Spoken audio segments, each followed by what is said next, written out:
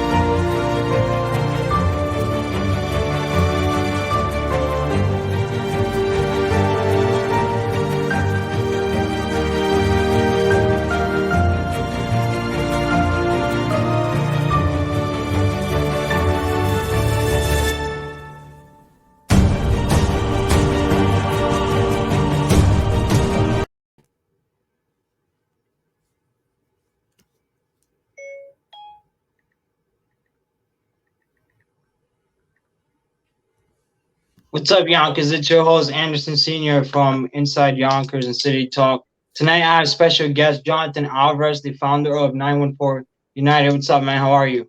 What's good? What's going on, brother? I'm the co-founder. Co-founder. All right. Hey, I was on there. I had it a little confused. All right, cool. So, I've been meaning to get a hold of you guys, and thankfully, with the help of Hector, we were able to make tonight happen. Yeah.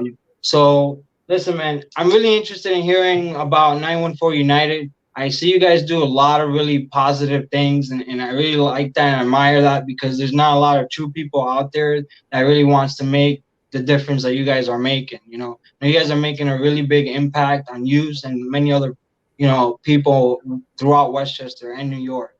So, we have you on tonight. So, can you tell me a little bit about how you guys became, you and John Cabrera, the founder, right? Of Okay, so of 914 United, you guys have a over 28-year long friendship, right? Yeah. That's my childhood friend since kindergarten. I admire that, bro. I have quite a few childhood friends, and those are the most loyal friends you can possibly have. So how did you guys come up and started 914 United? Yeah, no, for sure. A lot of people ask that question. So it really stems from initially something that I wanted to start, and then he jumped on board and helped me develop it.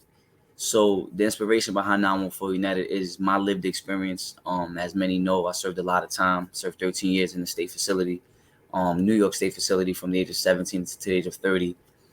It was really in my transition coming home a year after being home that inspired me to start a nonprofit because of what I've been through in terms of the reentry process. So basically, when I got home, I had got into a master's program. I was awarded nearly a full scholarship to attend Parsons, a new school. That's And what's up, man.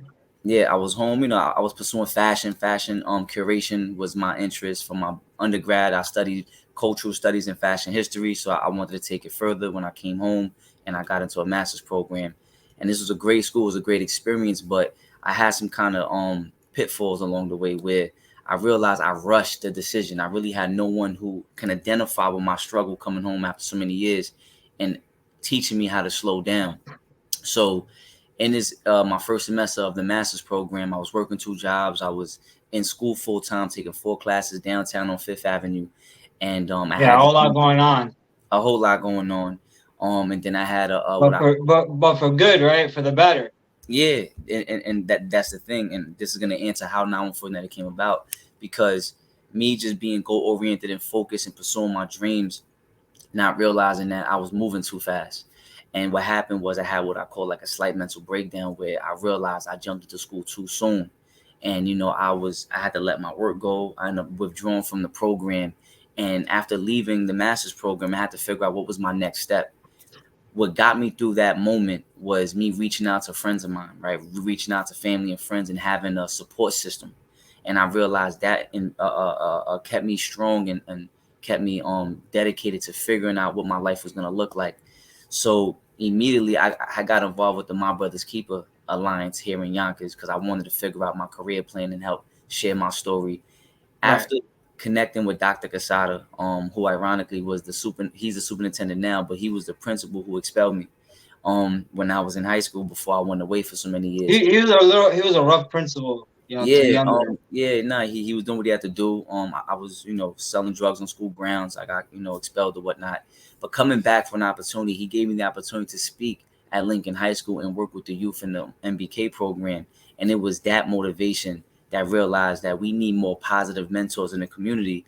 And then John and I, realizing that need, we started to put together this our first male support group was called the You're Not Alone Brotherhood. And that was inspired by my experience, realizing that if I didn't have a support system, I was gonna hit the streets. I was gonna go back to what I was coming Having a support system can make a huge difference in someone's very life. much and very much. So when John got involved with MBK along with me, and then we started the male support group, that inspiration just realized we need to start putting this out there more, and also targeting who we identify with, right? Which is gang influenced youth or individuals coming home from incarceration. And that was when the beginning of the idea started. But then the pandemic hit in 2020, right? Right when we were developing the idea, which honestly, the pandemic was actually it was a blessing for us, right? Because Was it? yeah, very much, because that's when we was able to catapult our movement. We basically will decide to do something different for the city, right? So we were forced to go remote, as everyone was. Right. We still was mentoring via remote virtual mentorship.